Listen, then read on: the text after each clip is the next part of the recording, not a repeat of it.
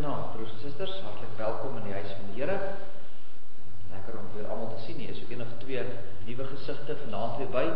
Sit ek maar weer die skyfie by vir ek herinner my net vir gee ook erkenning aan die skrywer van die boek, Jim Osman, vir die inhoud van die meeste van die preeks. Inhoud kry ek maar uit hierdie boekie uit. En weer eens wil ek dit aanraai vir enige iemand wat oor geestelike oorlogvoering wil 'n bietjie lees. Hy gee natuurlik ander verwysings na ander boeke wat jy dan saggewende, goeie gereformeerde boeke wat jy kan gebruik om ook oor hierdie saak verder te lees. Geliefdes, kom ons sit net so, dan sluit ons die oor.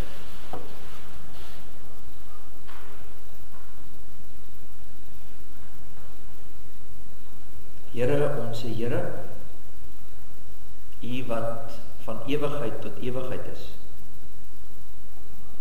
U wat alles van ons weet, ons denke, ons dade, daar waar ons alleen is.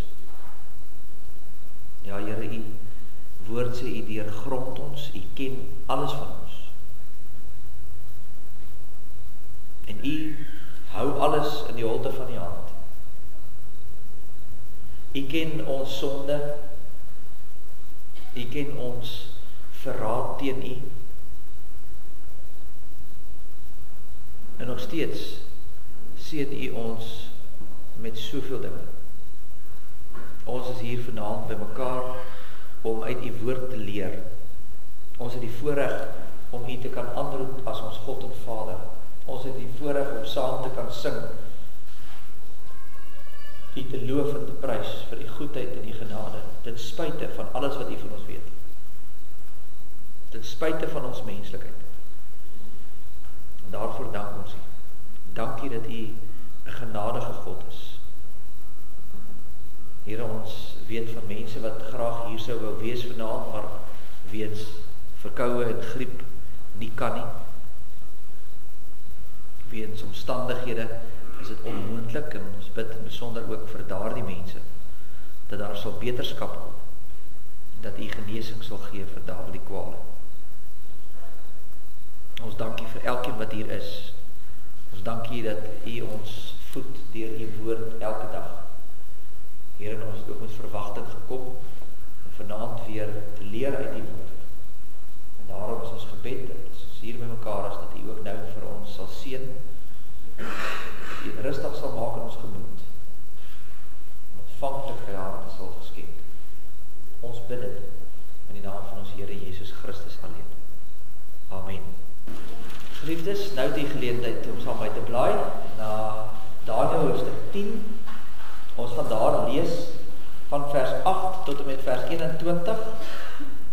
Gaan dan net vir so vinnig verduidelik wat daar aan die gang is. Jy sal onthou dat Israel is deur die Babiloniërs oorweldig, jaar 586 voor Christus, en hulle het die stad verwoes, die tempel afgebreek, en 'n klomp van die mense is weggevoer na Babylon toe, en daar sit hulle as gevangene in die stad Babel. En dan kom daar's 'n klomp goed wat nou gebeur. Jy ken nou die verhaal van Daniël en die leeukuil, en dan sê die Here vir Daniël, 70 jaar sal verbygaan, en dan sal julle kan teruggaan na julle tuisland, en julle dorpe toe, julle stede toe. En dan kry Daniël hier in hoofstuk 10, sal jy sien die opskrif sê daar, verskyn 'n engel aan Daniël om hom in te lig oor die toekoms van die Joodse volk. So die Here gee vir hom 'n visioen oor wat gaan nou met hierdie volk van hulle gebeur. En ek sal nou sien, ek sal net daar so 'n bietjie aanraak in die predik ook, dat in die visioen, dan sien hy, maar as hulle teruggaan na die beloofde land toe, dan is alles nie so rooskleurig soos wat dit gaan wees nie. Hulle gaan nie sonder probleme wees nie. En dan begin Daniël te vas, en vir 3 weke lank hoor hy niks nie. Hy vas en hy bid tot die Here, en dan na 3 weke dan verskyn die engel van die Here aan. En dis nou waar ons gaan lees. Dis nou waar die engel van die Here aan Daniël verskyn, nadat hy nou vir hierdie 3 weke gewag het op 'n antwoord. Want lees ons daar van vers 8 af. En toe het ek alleen oorgebly en hierdie groot gesig gesien, en geen krag het in my oorgebly nie. En my gesonde kleur het my verander en verdwyn, en ek het geen krag oorgehou nie. En ek het die geluid van sy woorde gehoor, dis natuurlik die geluid van die engel. En toe ek die geluid van sy woorde hoor, het ek bewusteloos op my aangesig, met my aangesig op die aarde geval. En kyk, 'n hand het my aangeraak en my op my knieë en my handpalms waggelend laat opstaan. En hy het vir my gesê, Daniel, geliefde man, gee ag op die woorde wat ek met jou spreek, en gaan staan op jou staanplek, want ek is nou na jou gestuur, en terwyl hy hierdie woorde met my spreek, het ek bewend gaan staan. Toe sê hy vir my, wees nie bevrees nie, Daniel, want van die eerste dag af, dat jy jou hart daarop gerig het, om ag te gee, en jou voor die aangesig van God te verootmoedig, is jou woorde gehoor, en om jou woorde ontwil het ek gekom. Maar die vors van die koninkryk van die Perse het 21 dae lank teenoor my gestaan, en kyk, Michael, een van die vernaamste vorste, het gekom om my te help, en ek het daar oorgebly by die konings van Persië. Ek het dan gekom om die inligting te gee oor wat jou volk aan die einde van die dae te beurt sal val, want die gesig sien nog op die verre toekoms. En terwyl hy daar die woorde met my spreek, het my aangesig na die grond gedraai en stom geword. En kyk, een wat soos 'n mens gelyk het, het my lippe aangeraak. Toe het ek my mond oopgemaak en gespreek, en aan hom wat teenoor my staan gesê, my Heer, deur die gesig het krampe my oorval, en het ek geen krag oorgehou nie. En hoe kan so 'n geringe knegt van my Heer met so 'n Heer van my spreek? Wat my aangaan, bestaan daar nou geen krag in my nie, en geen asem het in my oorgebly nie. Toe die een wat soos 'n mens gelyk het, my weer aangeraak en my versterk en gesê, wees nie bevrees nie, geliefde man, vrede vir jou, wees sterk, ja sterk. En terwyl hy met my spreek, het ek moed geskep en gesê, my Heer kan maar spreek, want U het my versterk. Toe sê hy, weet jy waarom ek na jou gekom het?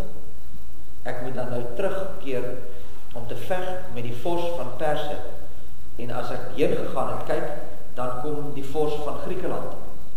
Nogtans sal ek jou te kenne gee wat geskrywe is in die boek van die waarheid, en daar is nie een wat hom saam met my dapper gedra teen hulle nie, behalwe julle vors, Michael.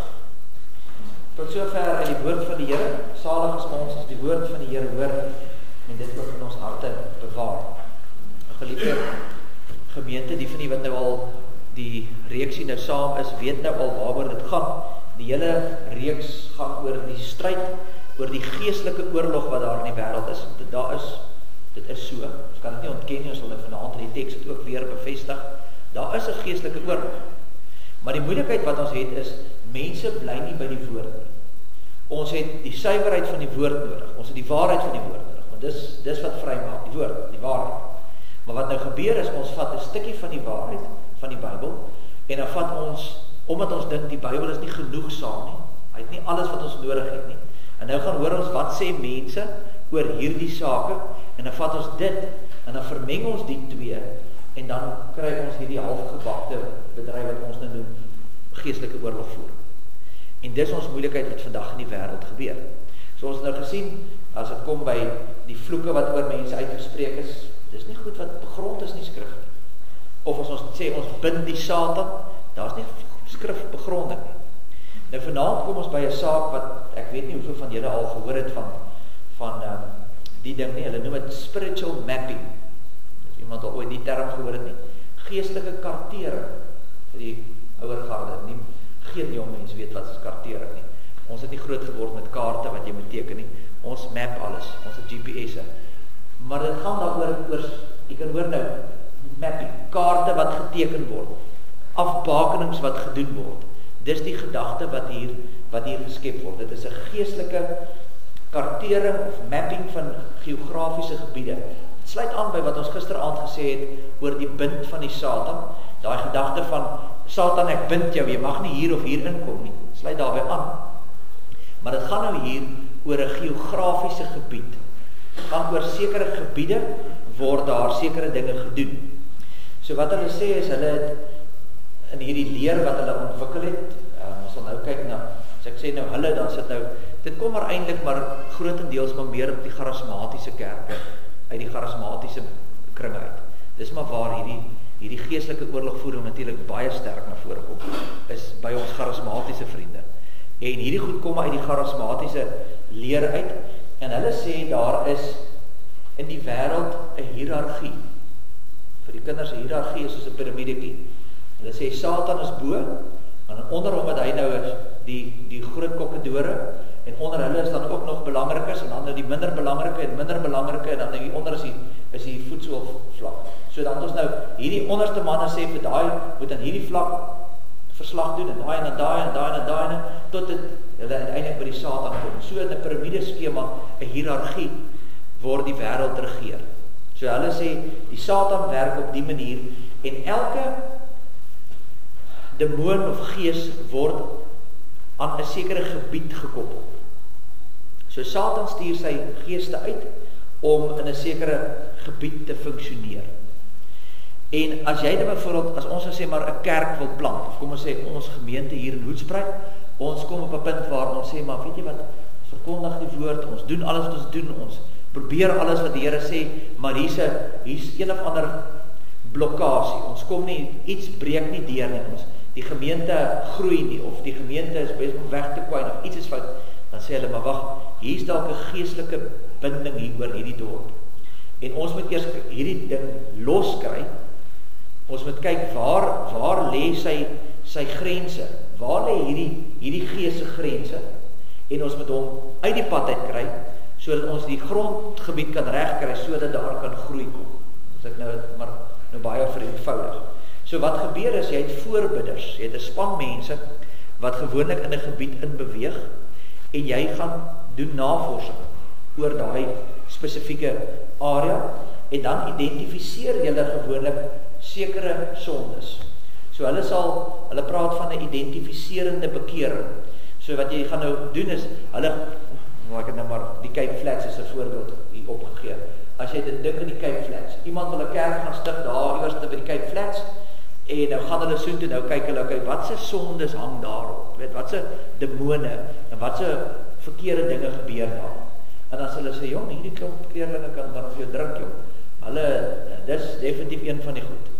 En vloek is nog iets, en nou, deur studies en navorsing, bepaal hulle nou, in sekere gebiede, wat se demone, het 'n houvas op watter gebiede. En dan identifiseer hulle dit, en dan bid hulle daaroor. Dan kom hierdie groepe by mekaar, hierdie prayer warriors tipe ding, wat hulle self noem, hierdie groepering, wat hierdie voorbidding doen, en hulle bid oor hierdie saak, en hulle vra dan vergifnis in die eerste plek vir hierdie gebied. So sê maar, die ouens wat nou daar in die Weskaap sal ook 'n bietjie te veel drink, hulle sal nou bid en sê, maar ons dra hierdie manne se sonde op, en ons breek nou los van die goed af, en ons dra hierdie gebied op aan die Here, en ons bind die Satan hier weg, ons stel die grense vas, ons bepaal wie is daai demoon, ons kry hom daar uit, en nou kan daar geestelike groei kom. Nou kan dit groei. En dis nou iets wat vir ons dalk nou 'n bietjie vreemd klink, of vreemd op die oor klink. Maar dit is wat nou in die wêreld nogal prominent is, klink dit vir my onder evangelisasiebewegings. Voordat die charismatiese kerke mense uitstuur in die wêreld in, dan stuur hulle eers hierdie groeperinge in om die mapping te doen, om hierdie kartering te doen, om te bepaal waar lê hierdie gebiede, en dan is dit vir hulle baie belangrik dat hulle moet uitvind wie is hierdie geeste, want jy moet die gees altyd by die naam noem, sal net nou weer hoor, dis een van hulle pertinente goed, hulle moet die name van die geeste hê, hulle moet hulle vasbind, sodat hierdie ding dan kan gebeur. So wat hulle tipies sal doen, is hulle moedig mense aan in hierdie groep om te sê, as jy nou in Hoedspruit byvoorbeeld, as ons nou so iets wil doen, gaan vind bietjie vir ons uit, hoe werk dit hier in Hoedspruit? Gaan bietjie terug in die geskiedenis, gaan lees 'n bietjie op oor waar het Hoedspruit begin. Wat was die eerste goed wat gebeur het? Wat was die grondslag? Hoekom het die mense hier net gekom? Is dit geld? Is dit drank? Is dit wat is die verkeerde goed wat hier begin het? Daai tipe van ding. Jy moet nou uitvind wat is die geestes wat daar vas. Nou hierdie is goed wat in laat 1980s en die 1990s vir die eerste keer in die wêreld verskyn het. Daar is nog nooit voorheen daaroor geskryf in enige teologiese kringe nie, nog nooit daaroor gepraat nie. En een van die groot kokkedore in die kringe is 'n man met die naam van Peter Wagner. Hy het prontheid gesê, dis iets wat in 1990s deur die Heilige Gees in die kerk gegee is. Dit staan nie in die Bybel nie, dis iets wat die Here deur die Gees in die kerk vir ons eeu gegee het, want dis die probleem wat ons nou het. So hulle erken self, dis nie iets wat van die begin af daar was nie. Dis sê, dit is nou nuwe openbaring. Mens wonder dan nou net, as hulle dit nou eers in 1990 gehoor het, wat het nou van die ouens, hoe het ons voorouers het reg gekry om kerke te stig in 1970? As niemand nou vooraf nou eers die demone weggejaag het en die grense vasgemaak het, nie, hoe die kerke bestaan nie. So, is dit dan regtig nodig? So, dis maar net, mens wonder maar oor. Nou ja, die vraag is, hoe werk dit dan? Nou, hulle het, soos ek sê, sê daar's demone, geeste, duiwels in elke gebied. En jy moet hulle naam kry, sodat jy hulle kan vasbind en beheerder kry. En daar's 'n vrou met die naam van Rita Cabezas, weet nie hoe spreek ons uit nie, sy is van Suid-Amerika. So sy is ook een van die groot kokkedore in hierdie tipe van leer. En sy sê, deur haar studies oor die jare het sy al bepaal wie is die groot kokkedore van die Satan. Sy het uitgevind deur haar studies en haar ervarings dat die Satan sit daarbo en onder die Satan is daar 6 groot dele. Die wêreld word in 6 dele gedeel. En elkeen van daai 6 dele het 6 afdelings met 6 gouverneurs. Die 666, hier hoor nou die dele wat daar nou uitval. En dan dis hoe die ding nou werk. Maar sy weet wie's daai 6 boonste en sy gee dit ook. Die boek sê ook vir jou wat is sy name. Ek het dit nie ingesit nie, want ek weet nie om dit uit te spreek nie.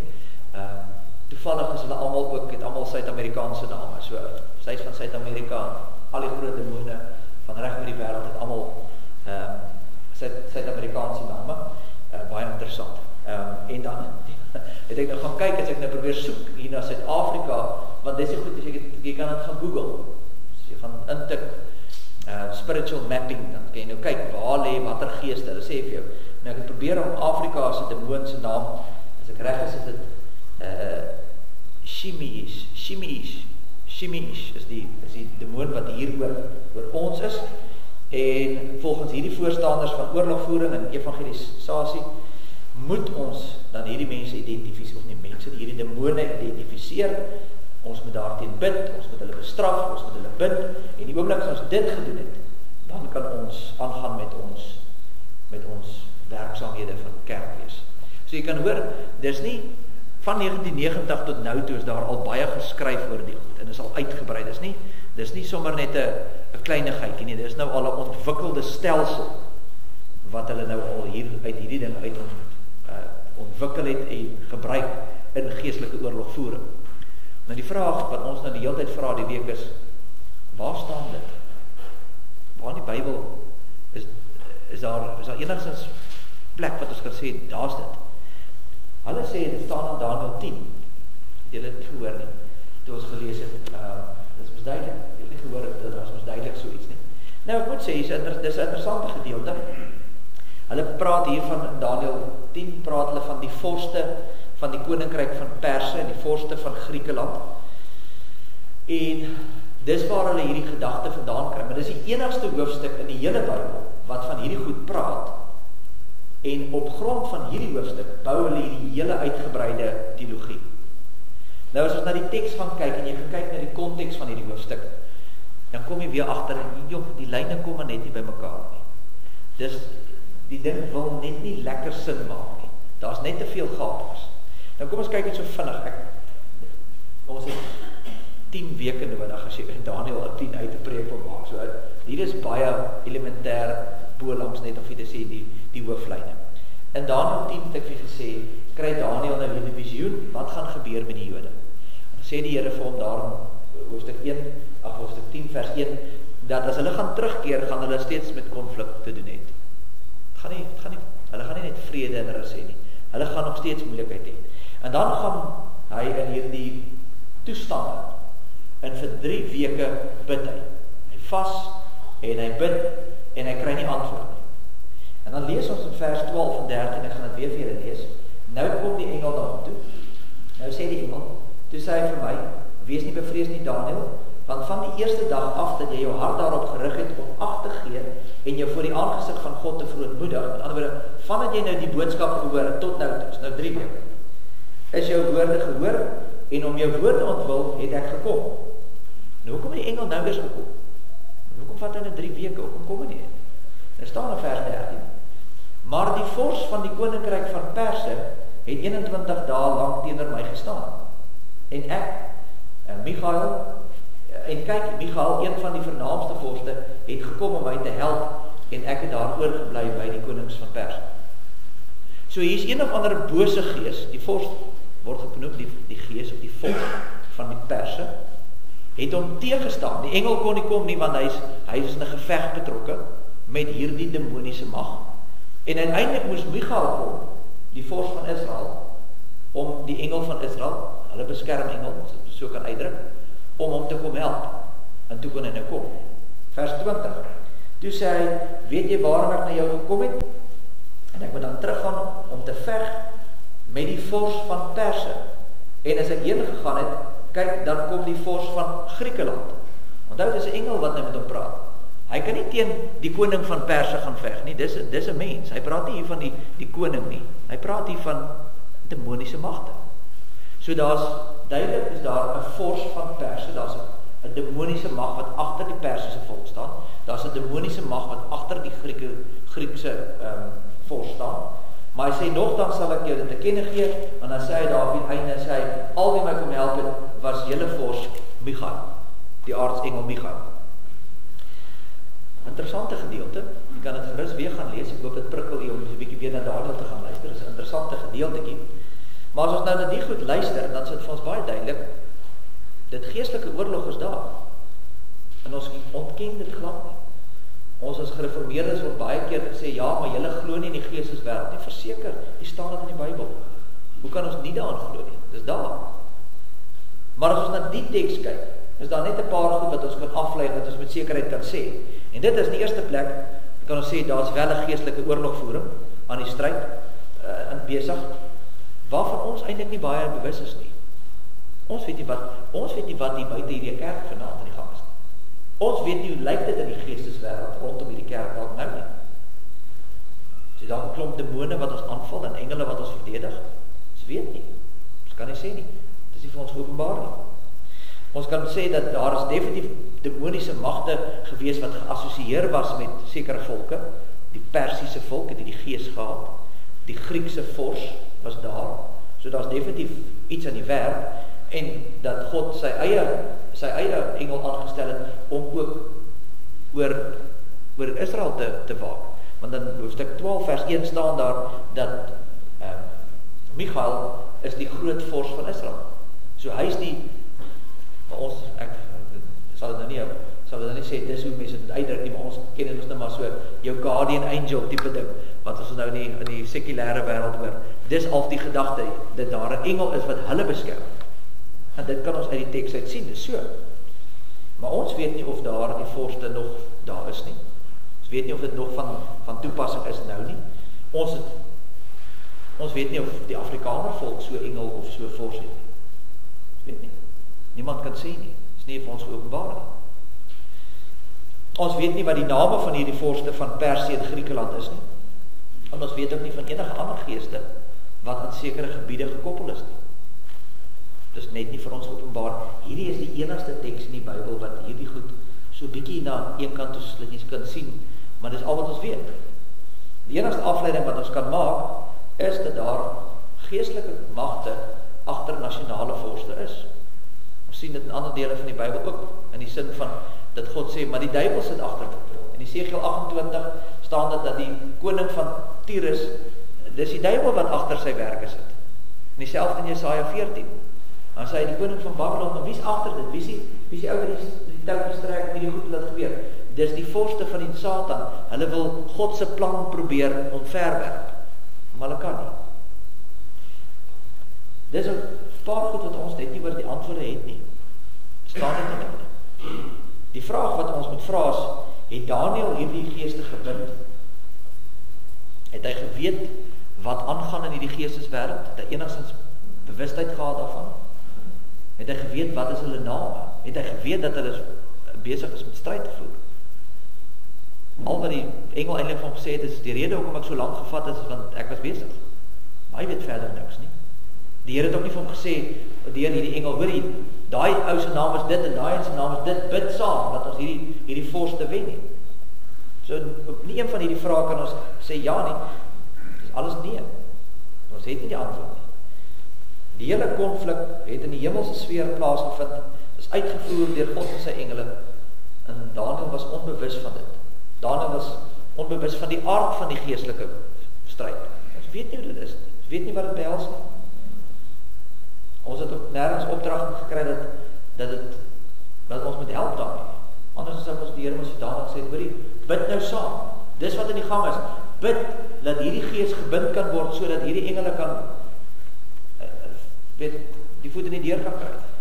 Dit word nie gesê nie.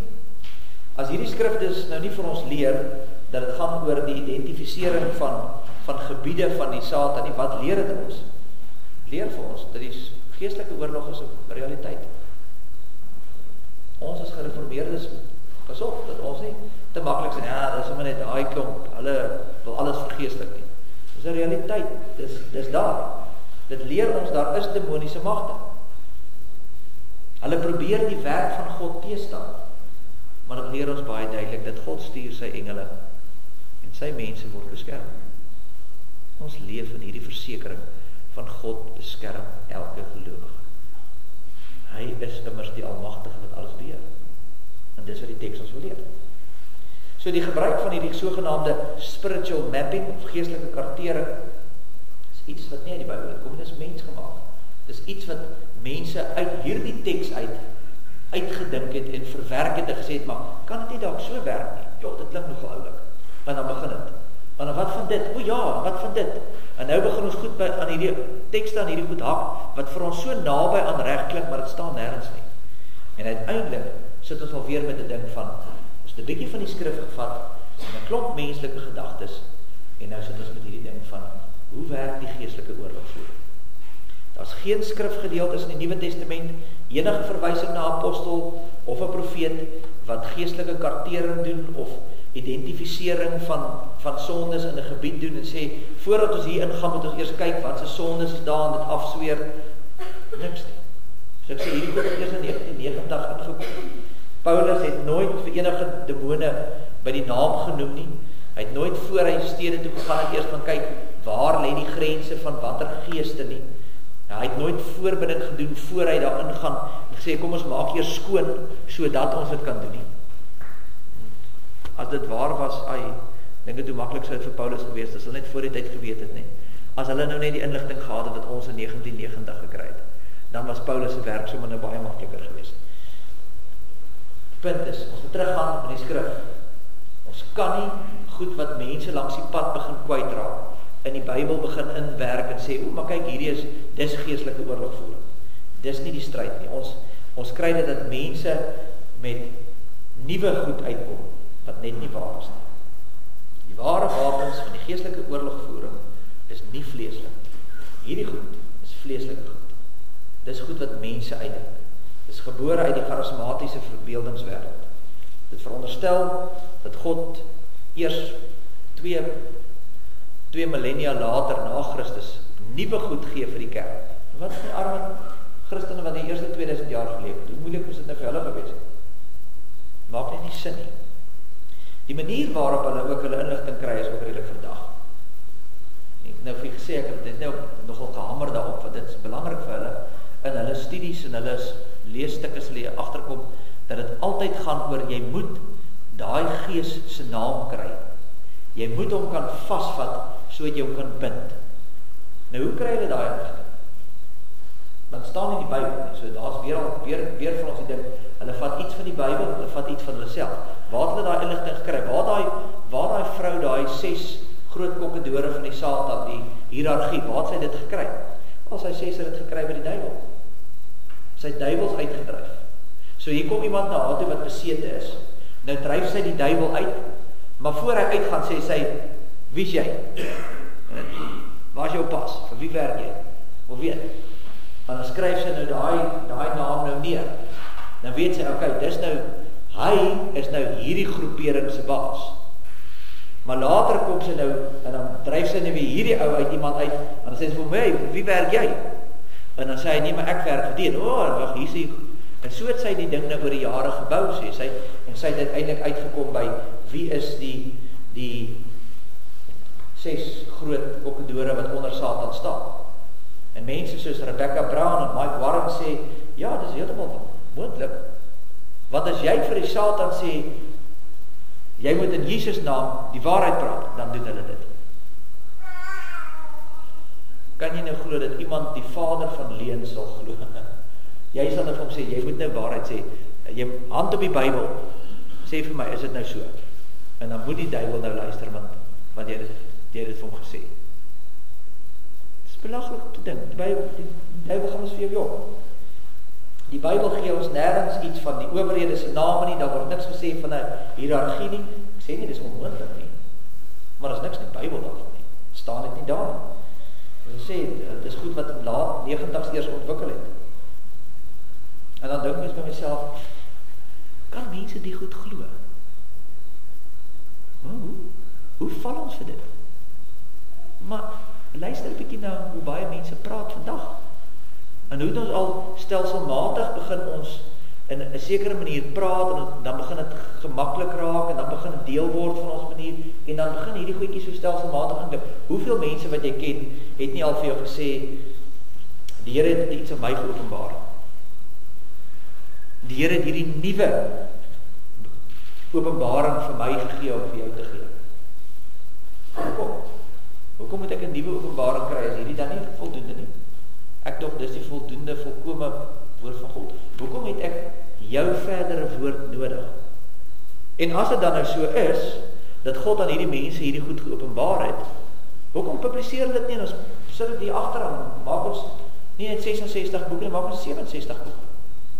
Dan het ons mos nou al die volle geopenbaarde woord van God. Hoekom het hulle in hierdie laaste 30 wat jaar nog niemand hierdie goed vir ons op papier gesit, en dat ons publiseer in die Bybel insit nie? Dis dan gees geoop. Dis dan vir die kerk gegee deur die gees. So beweer ek. Niemand het dit gedoen nie. Want almal weet dis twak. Dis net nie waar nie. Dis mense wat geld maak uit boeke wat hulle skryf. Maar dit gaan oor die geestelike oorlogvoering, en dis hoe jy dit doen. En hier's nog 'n manier, en hier's nog 'n metode. Maar koop my boek, dan weet jy hoe. Dis hoe dit werk. So volgens hulle beweer hulle dat die evangelisasie van 'n stad of 'n streek of 'n nasie slegs effektief kan wees as jy nou eers die dinge mooi nagevors het, hulle nou gebid daaroor, hulle die grense vasgemaak, en dan kan ons nou inbeweeg, en dan gaan ons nou die voetwerk reg hê. Terwyl Paulus sê, die evangelie is die krag van God tot redding vir elkeen wat glo. Die evangelie het nie hulp nodig nie. God het nie toestemming nodig, of dat jy nou eers een van 'n Satan moet nie. As God iemand tot bekering wil bring, dan doen hy dit. En hy sê, dit word gedoen deur die prediking van die woord. So as God iemand stuur en hy sê, gaan uit, gaan preek die woord daar buite, sodat mense tot bekering kan kom, dan is dit voldoende. Dit is wat ons opdrag is. Ons hoef nie nou eers te gaan spiritual mapping doen, en gaan kyk wie, waar en hoe nie. Dit werk, en dan laastens net die laaste gedagte, dis net absurd. Dis net weer die logiese redenasie. Mense dink nie die goed lekker deur nie. Kom ons speel saam. Kom ons sê, jy kan dit doen. Kom ons sê, daar is iets soos spiritual mapping. En jy kan hierdie demoon bind oor 'n gebied. Nou kom ons sê, in Hoedspruit is daar 'n gees, en in Leidenburg is daar 'n gees. Net vir die voorbeeld, die gees in Hoedspruit se naam is Sarel Seemonster, en die een in Leidenburg is Karel Kraai. Nou kom ons agter, een van die pastore hier in Hoedspruit doen sy werk, en hy kom agter, maar weet jy wat, ek het hier 'n demoon uitgejaag, maar voor ek het ek vir hom gesê, wie is die groot baas? Vir wie werk jy in Hoedspruit? En die demoon sê toe, nee, ek kan nie jok nie. Ek moet vir jou sê, dis Sarel Seemonster. Dan sê ons reg, dan kom ons dominees en pastore by mekaar, ons doen spiritual mapping, ons merk die dinge af, en ons sê, Satan, ons bind jou, Sarel Seemonster kan nie hier weer iets doen nie. Kom sal die Satan dan nie net gaan en sê, weet jy wat, Karel Kraai, jy kom hier oorneem, Sarah Seemonster, jy gaan Leidenburg toe. Nou sit ons alweer van vooraf, dat is alweer 'n probleem. Ag nee. Nou moet ons eers weer iemand kry wat 'n demoon hom het, sodat ons hom kan uitjaag, sodat ons kan hoor wie is die nuwe ou wat hier op baas is. Jy sien, as jy die goed net logies begin deurgaan, dan val die hele ding plat. En dan kom ons agter, die Satan staan en lag vir ons. Want ons het die wapens wat vir ons gegee is, die wapenrusting van Efesiërs 6, wat van sê, hoe moet ons dit doen? Daai goed los ons. En nou begin ons met al hierdie goedjies wat mense sê. Ons vat die sentraliteit van die woord wat sê, hier is dit. Weet jy waarmee veg jy die Satan? Met die waarheid. Dis al. Die stryd, die geestelike stryd is nie, ons moet nou hier buite demone uitjaag en dit en dat nie, dis waarheid teenoor 'n valsheid. Bly by die waarheid. Dis wat die teks sê, dis wat die woord sê. Maar nou kom ons met al hierdie snaakse goedjies vorendag. Dis hoekom die wêreld is in die geestelike toestand waar dit is. Want ons verstaan geestelike oorlogvoering heeltemal verkeerd. Geliefdes, daarom word ons opgeroep. Bly net by dit wat jy geleer het, soos wat ons Sondag gelees het. Want jy weet van wie jy dit geleer het. Want dit lei jou na die verlossing Jesus Christus. Dis waar jy vashou. Dis die waarheid. Dis waarby jy staan en val. Mag die Here ons daarmee help. Ons Vader wat in die hemel is, laat U naam geheilig word. Laat U koninkryk kom, en laat U wil geskied, soos in die hemel, net so ook op die aarde. Gee ons vandag ons daaglikse brood, en vergewe ons skulde, soos ons ook ons skuldenaars vergewe. Lei ons nie in die versoeking nie, maar verlos ons van die bose. Want aan U behoort die koninkryk, en die krag, en die heerlikheid, tot in ewigheid.